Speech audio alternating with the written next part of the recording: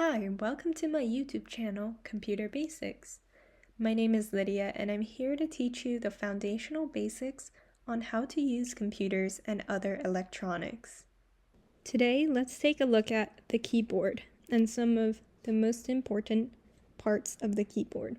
I will not be covering all of the parts, just the most basic ones that are essential to your improvement as you continue to learn more about the computer.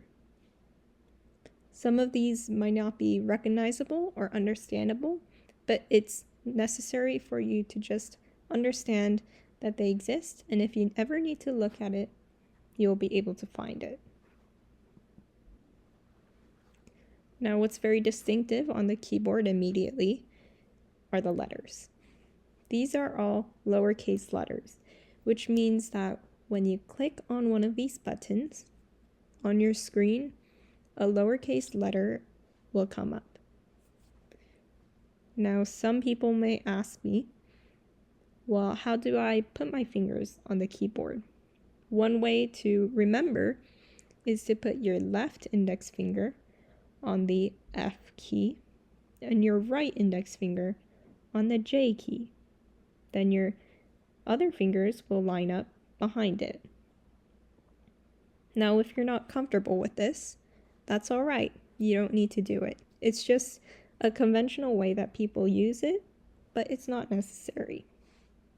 Once you have more practice, you may be more comfortable putting your fingers on the keyboard that way. Now, another part that might be distinctive is this very long bar. It's longer than any of the other keys on the keyboard. This is the space bar. This is important when you want to create a space between your words. For example, I want to say, hello, my name is Lydia. Well, I want to have a space between each of those words. So I type in hello, then I press on this long space bar, and it will create a space before I type in my, and so on and so forth.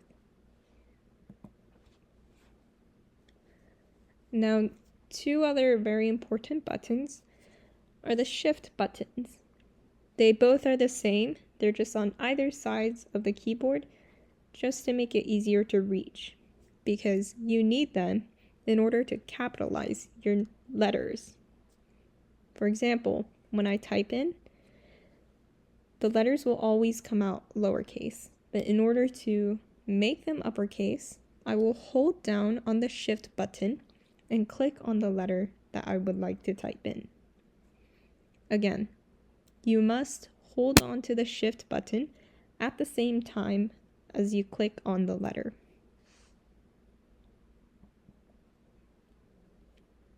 Now, another important part of the keyboard are the numbers.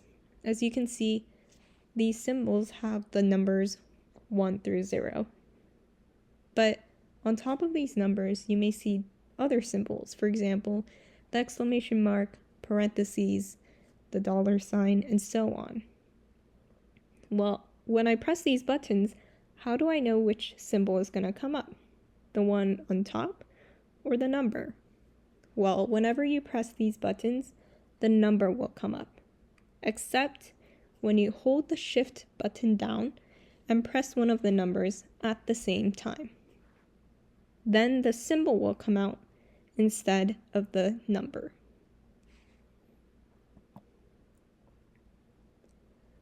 One other important function of the keyboard is the enter button. This might not make much sense right now, but I promise that as you go forwards, it will become very important and very often used. You don't need to understand it currently, but just know that it's there so that whenever someone asks you to press the enter button, you know where it is and you can confidently press it. The enter button is used when you're searching things up, and after you're done searching, you press this button to indicate that you are done and you want the results to come out. Another way that it's used is in documents. When you press this button, it creates a new line underneath the one that you are currently writing in. Now again, that might not make any sense right now, but I promise that the more that you learn, the more useful this button will become. Just know that it's there, and later on you will learn more about it. Now, lastly, what happens when you make a mistake and you want to maybe delete what you just did and start over? Well, this is called the backspace button. Or in other places, there may be a backwards arrow, as seen in this keyboard, or it may say delete, or as I said, it may say backspace. They all mean the same thing. It means that it will delete the letter or symbol that you had just typed in. And after you press that button, it will disappear and you can start typing again. If you made 2 mistakes, then you can press this button twice and it will delete the last 2 mistakes that you made. And finally, this is just a little tip or hint. These 3 buttons are the volume buttons. They control the level of sound on your computer. If you want to learn more about this, I will link the video in the comments, and I will also link it at the end of this video. That is the basics of the keyboard. They are the most important parts that you currently need to know as you go forward. Keep experimenting with these so that you can learn more about it, and only later on will the other parts of the keyboard come into play.